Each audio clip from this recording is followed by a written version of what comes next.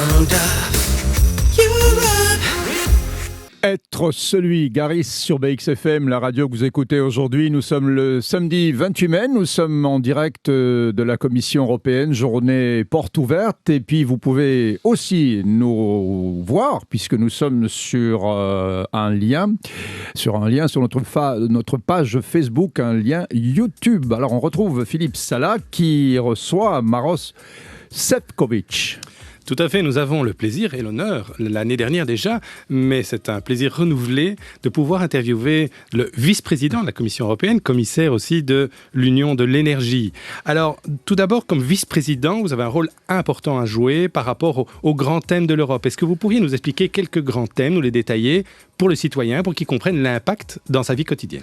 Oui, je crois que chacun et chacune de nous a besoin de l'énergie. En même temps, on a besoin de l'énergie à bon prix.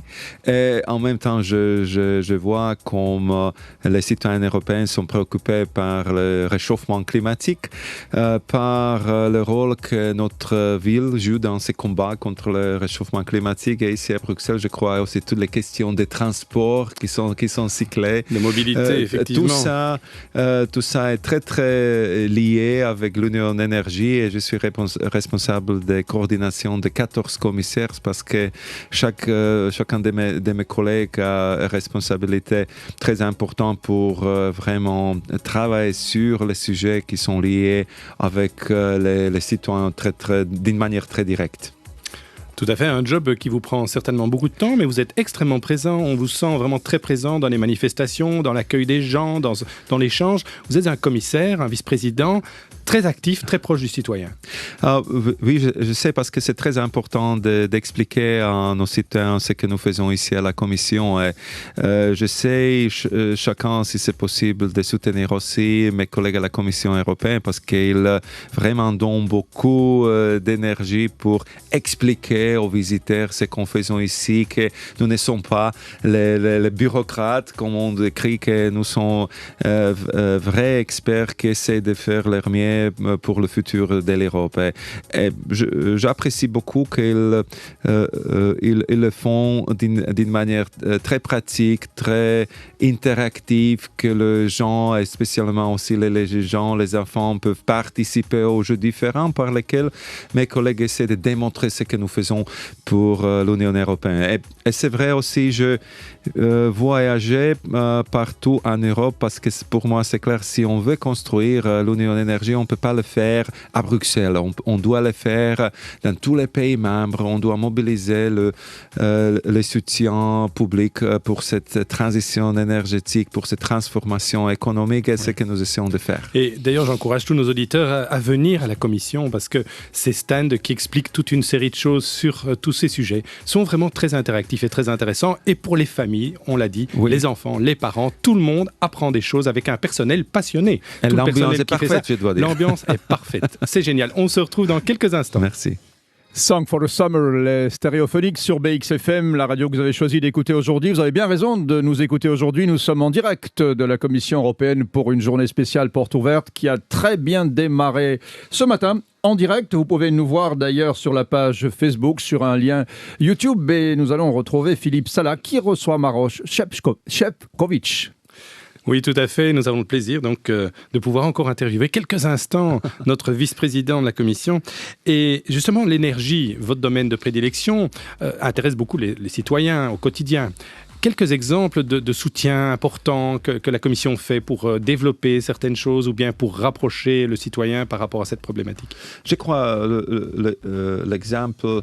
le meilleur exemple peut-être c'est l'efficacité énergétique parce que aujourd'hui nous avons déjà les technologies qui peuvent nous économiser jusqu'à 500 € par an si on utilise les technologies d'aujourd'hui pour améliorer l'efficacité dans nos maisons, dans nos appartements. C'est énorme ça, parce que quand on sait qu'il y a 510 millions d'Européens... C'est énorme. Et en même temps, on peut, bien sûr, dans cette manière, on peut vraiment aider à notre lutte contre le réchauffement climatique.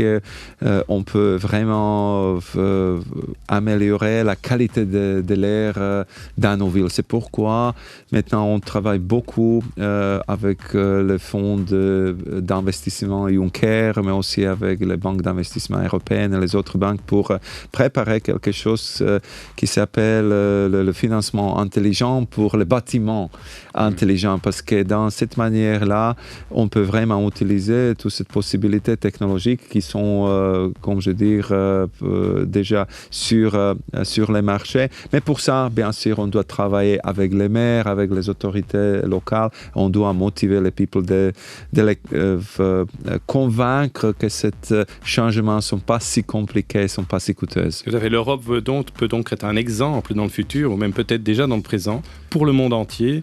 Et parce que le monde entier regarde l'Europe et apprécie normalement l'Europe. Oui, parce qu'il y a beaucoup de choses où vraiment nous sommes vraiment estimés beaucoup à l'étranger. Parfois, c'est un peu triste, mais c'est vrai que beaucoup plus à l'étranger qu'en Europe. Parce que si on, par exemple, prend notre intégration politique, je peux dire que c'est toujours présenté comme un exemple extraordinaire. Comment le pays qui était en conflit presque permanent dans l'histoire peut maintenant vraiment vivre en harmonie, en coopération très étroite. Comment l'économie qui est la plus grande au monde peut vraiment réussir à couper ce lien entre la croissance économique et les émissions de gaz en effet de serre. Nous sommes vraiment les premières qui ont réussi et maintenant je suis sûr les Américains, les autres doivent suivre notre exemple. Et aussi la dernière chose, notre efficacité énergétique. Aussi en industrie, notre industrie européenne est 2 fois plus efficace que l'industrie américaine. Je crois que ce sont les atouts qu'on doit vraiment utiliser. Et alors, on va se permettre, comme radio bruxelloise, de vous demander aussi votre avis sur Bruxelles. Vous habitez Bruxelles maintenant depuis un bon bout de temps. Oui. Alors, qu'est-ce que vous pensez de Bruxelles? Qu'est-ce que vous espérez pour Bruxelles? C'est vrai, nous habitons à Bruxelles, je crois, depuis 12 ans. Nous avons commencé à Excel, après ça à Uccle, maintenant nous sommes à Ouderghem. Bruxelles, c'est une ville magnifique avec beaucoup de parcs. J'aime vraiment les parcs bruxellois, les forêts des soignes et tout ça. Et en même temps, je crois il y a ici une ambiance vraiment internationale. C'est énorme comment des gens de pays différents, des langues différentes, vous pouvez rencontrer ici à Bruxelles. C'est pourquoi je crois que l'atmosphère à Bruxelles est unique. Et je suis sûr que cette atmosphère, cette ambiance sera préservée malgré toutes ces attaques terroristes. Parce que dans ce cas, je peux vous assurer que bien, nous sommes les Européens, mais nous ne sommes pas les Belges. Et dans ce moment, chacun et chacun de nous se sentait comme un Belge, comme le Bruxellois.